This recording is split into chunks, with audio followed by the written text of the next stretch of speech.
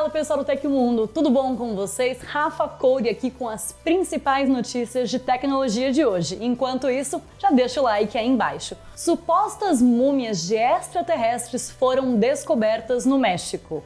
A Motorola divulgou o lançamento de 2 celulares aqui no Brasil. O YouTube está com restrições mais graves contra bloqueadores de anúncios e muito mais. Eu te vejo logo depois da vinheta com todos os detalhes. Até daqui a pouquinho.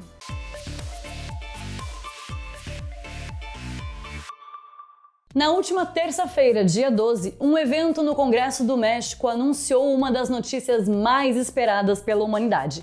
Eles apresentaram corpos de 2 supostas múmias de ETs que faleceram há mais de 1000 anos.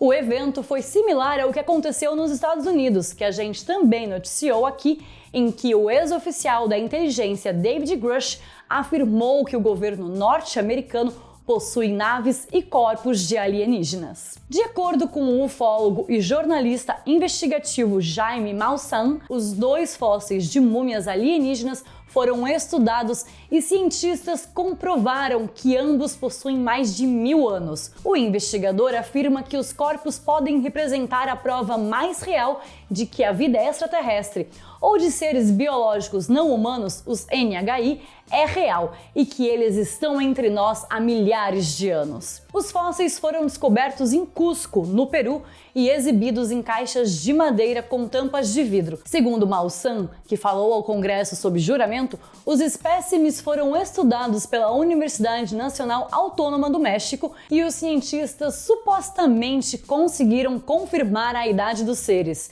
além das amostras de DNA sugerirem que 30% da genética dos NHI são desconhecidas. Vale lembrar que Maussan já havia apresentado múmias em 2017, quando ele foi supostamente desmascarado por produzir os seres alienígenas com restos de um corpo de uma criança humana. Em 2020, Maussan tentou popularizar a mesma história, mas após as acusações, muitas pessoas deixaram de acreditar no ufólogo. Dessa forma, apesar das confirmações dos especialistas e cientistas que participaram da recente audiência no Congresso do México, ainda não é possível confirmar se as múmias dos extraterrestres são reais e inclusive há grande possibilidade delas serem falsas.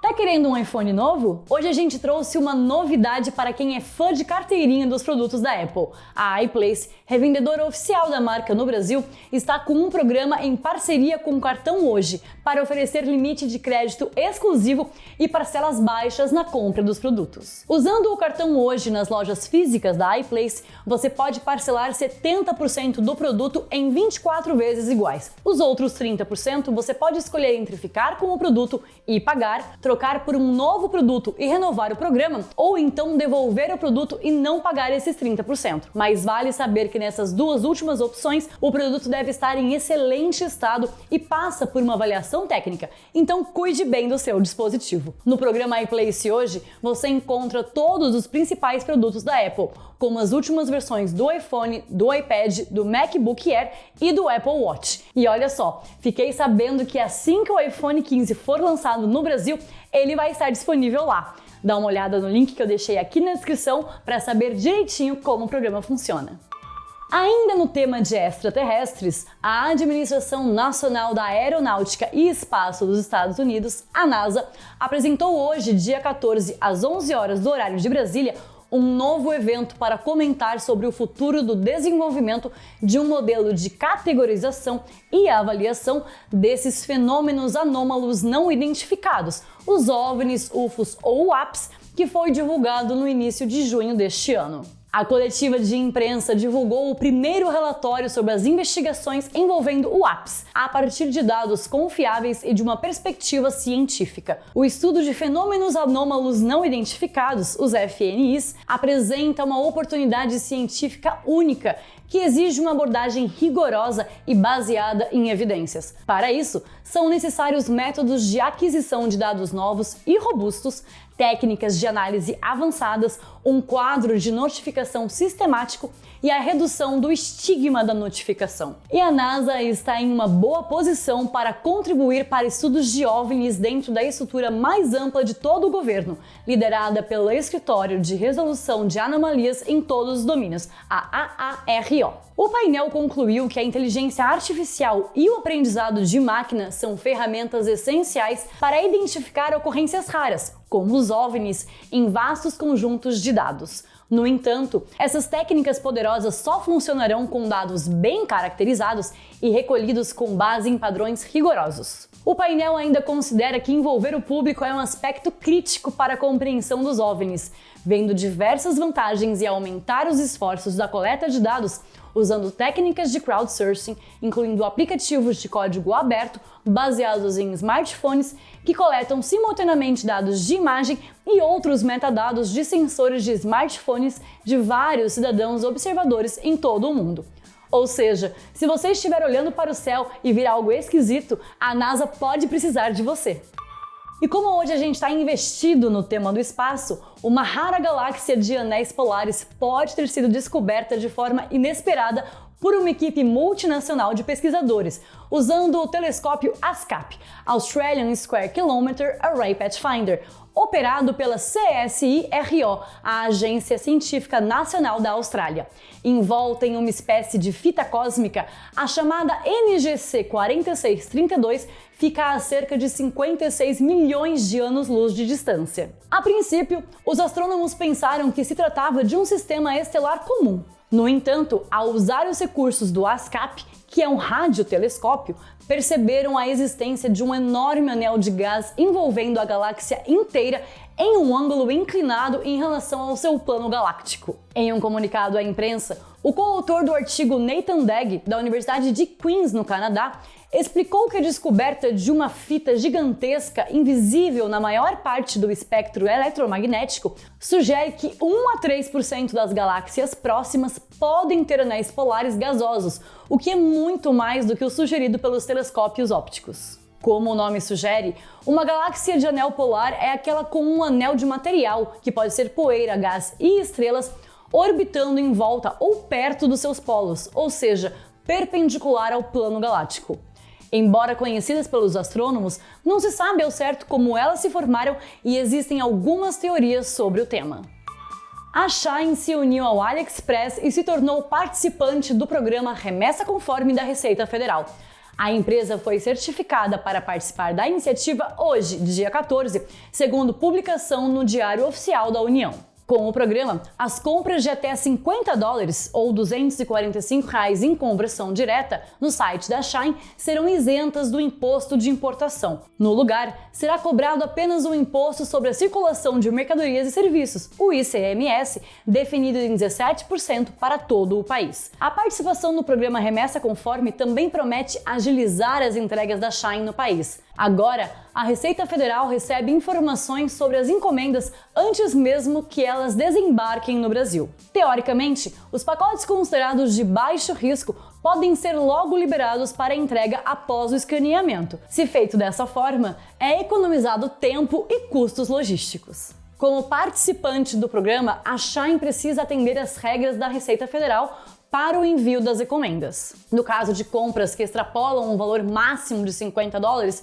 o imposto de importação será de 60% do valor do produto. Inaugurado em 1º de agosto, o programa Remessa Conforme promete nivelar a tributação de compras internacionais depois de um processo turbulento e cheio de mal-entendidos entre consumidores e órgãos federais. O objetivo da Receita é ter maior conhecimento sobre as encomendas que circulam no país.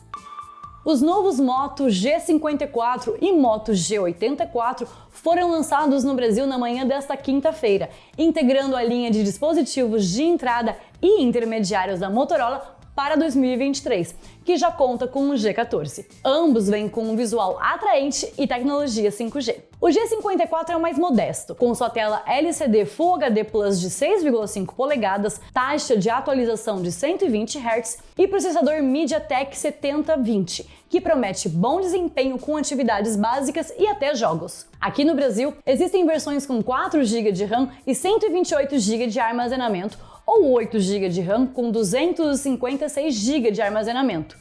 O celular também traz entrada para o cartão microSD. Já a bateria tem 5.000 mAh, com o carregador de 20 watts incluso na caixa. Nas câmeras, o G54 possui 2 sensores na parte traseira, sendo um de 50 megapixels, o Quad Pixel, com a estabilização ótica de imagem, e outros de 2 megapixels para fotografias macro. Para selfies, ele traz um sensor de 16 megapixels. Já o Moto G84 é mais robusto. A sua tela e taxa de atualização são iguais às do G54, mas o display já é POLED, por exemplo. Também existem 2 sensores de câmera no G84, um de 50 megapixels com estabilização óptica de imagem e outro de 8 megapixels que funciona como ultra-wide, macro e para fotos com profundidade. A câmera frontal repete os mesmos 16 megapixels no modelo mais básico. O processador é o Snapdragon 695 e ele vem com 8 GB de RAM e 256 GB de armazenamento. A bateria também repete os 5.000 mAh da outra versão, mas o seu carregador é mais rápido, com 33 watts. Os aparelhos já estão disponíveis e você encontra o Moto G54 a partir de R$ 1.499 na versão mais simples e o Moto G84 por R$ 1.999. O YouTube aparentemente tem se tornado mais agressivo na proibição de bloqueadores de anúncios.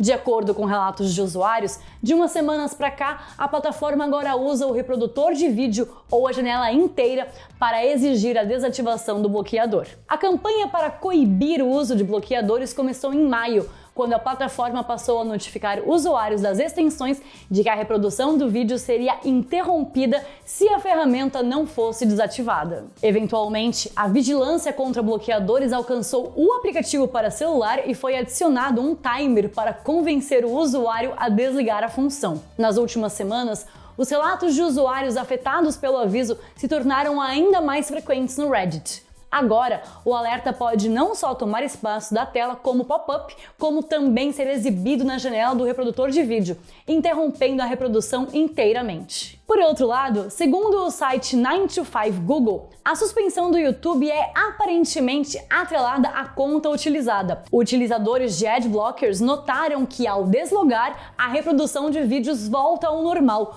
mesmo que a extensão continue ativada. Mas isso nem sempre compensa, já que, por não estar logado na própria conta, não há histórico de visualizações ou recomendações de conteúdos personalizadas. E aconteceu na história da tecnologia. Em 14 de setembro de 1966, a sonda espacial soviética Luna 2 caiu na superfície da Lua, tornando-se o primeiro objeto feito pelo homem a chegar à Lua ou simplesmente o primeiro objeto feito pelo homem a atingir qualquer corpo celeste. Se você gostou do nosso programa e sabe que pode ajudar muita gente mandando um valeu demais aí embaixo. Lembrando que todos os links estão no comentário e na descrição do vídeo. E essas foram as notícias do Hoje no Tecmundo desta quinta-feira. O programa vai ao ar de segunda a sexta, sempre no fim do dia. Aqui quem fala é a Rafa Coure e você pode me encontrar nas redes sociais pela @RafaelaCoure. Até a próxima, tchau, tchau!